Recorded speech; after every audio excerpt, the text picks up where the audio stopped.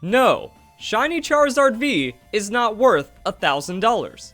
I am tired of influencers constantly lying to manipulate their young audience. And ever since Logan Paul opened up that first edition base set booster box, the dishonesty has been worse than ever. Because now it's all about the attention. It's all about the clout chasing. It's all about whose Pokemon card has the most zeros at the end of it, and it's just become complete nonsense. All you have to do, go on over to Troll Toad, let's look up Charizard V, there's the shiny one, and man, that's expensive, but it certainly isn't $1,000, and also, you're going to find higher prices on retailers like this. And it's probably extra overpriced because of the Charizard fever that's going on from the attention that the TCG community has gotten. Like, you're not buying this card to use it right now in Pokemon events. Actually, because of COVID, there aren't any in-person COVID events. There's really no reason to show off this rare alternative art card. And since there are other variants of this card, if you need something for your deck or if you need something to use competitively, you can get it for a lot cheaper and a very reasonable price, or a mostly reasonable price. So really, you're already buying into the investment of a price that's been jacked up because of an over 20-year-old card.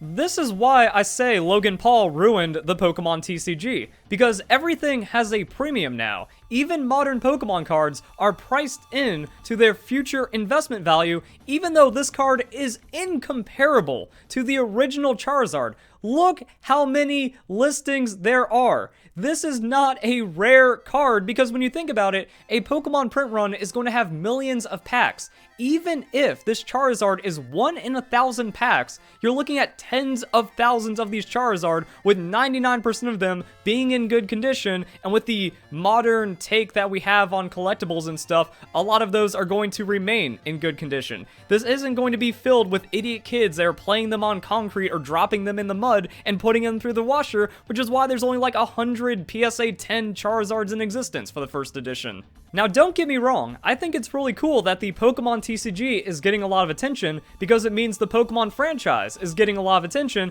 and I love it when people are loving Pokemon, but this isn't the right kind of attention, and it's kind of weird when everyone's just turning it into a money game for the TCG and then not really respecting other parts of Pokemon. Like, there's people that are going to buy into a pack break thinking they're going to hit it big, turn around and make a lot of money, but then immediately talk smack about Game Freak and talk about why modern Pokemon games suck.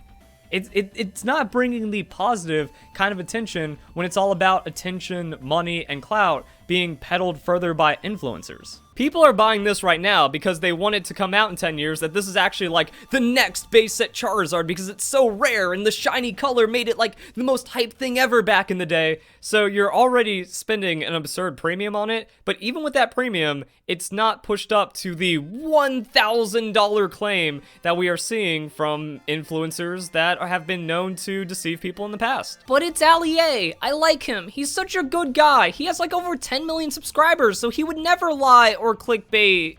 Oh. And this is why I'm against people like A-Drive who are using their influence to scam their audience and make as much profit as possible from this fad. Like, yeah, anyone can go onto eBay, check the listings, and see the prices of these cards, but a lot of people won't. I saw some truly disgusting comments on my video about A-Drive of people defending A-Drive, saying that if someone doesn't want to look the price up, they deserve to be ripped off.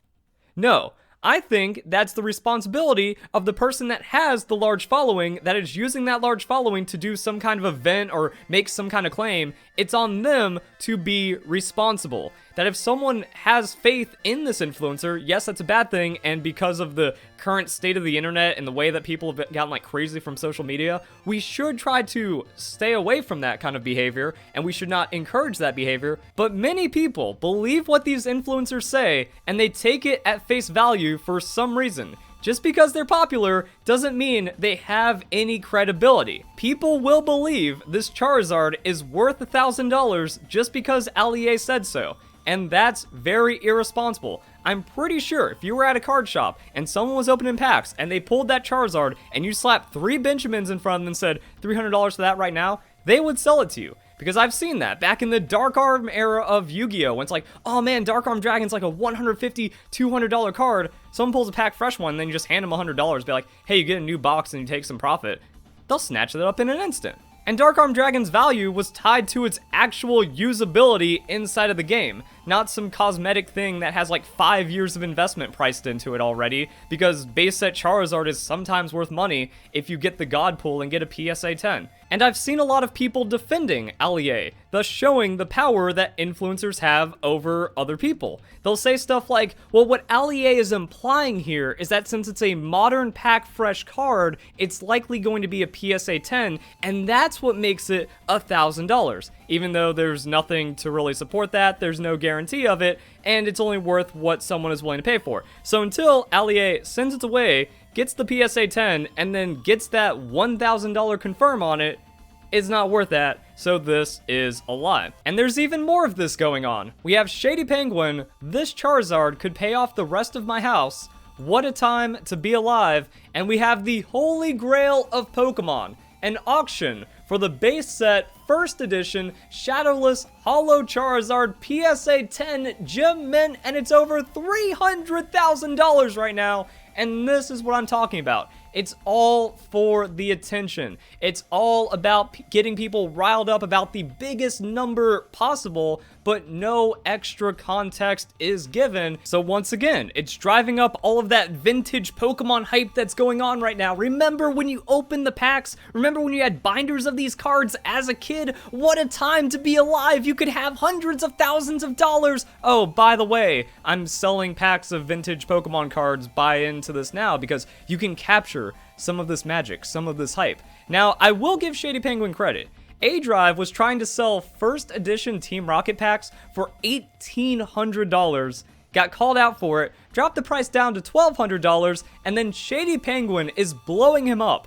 Heavy packs at $1,100. So yeah, A-Drive is a scumbag, and even though I haven't looked into the numbers behind this, it looks like Shady Penguin is actually trying to do good and not take as much profit as possible. But again, I don't like the way that influencers are sucking people into all of this hype and all this craziness that's going on, and then not providing the context. Here is the listing for that card, and there's a lot to unpack here that isn't being filled in by other people. Now, currently, the bid is at $240,000, so at some point in the last couple of hours, $60,000, 20% of that Charizard's value has kind of disappeared. Now, I'm not going to be like, oh, Shady Penguin needs to retract this tweet or anything like that, but once again, the numbers are different.